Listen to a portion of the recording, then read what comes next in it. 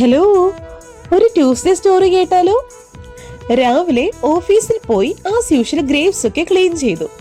Help ചെയ്യാനല്ലെങ്കിലും കഴിച്ചു സഹായിക്കാനായി ടോവിനെ ഉണ്ടായിരുന്നു. രാവിലെ എനിക്കുള്ള ട്രോളൊക്കെ കൈനിറച്ച് സ്വീകരിച്ച് ഫീൽഡിലേക്ക് പോയി. ഇന്നത്തെ ഡേക്ക് ഒരു സ്പെഷ്യൽ കൂടെ ഉണ്ട്. എന്താന്നല്ലേ, ഇന്ന് നേഴ്സ് ഡേ കൂടെ ആണ് കേട്ടോ, ഭൂമിയിലെ മാലാഖമാരുടെ ദിവസം.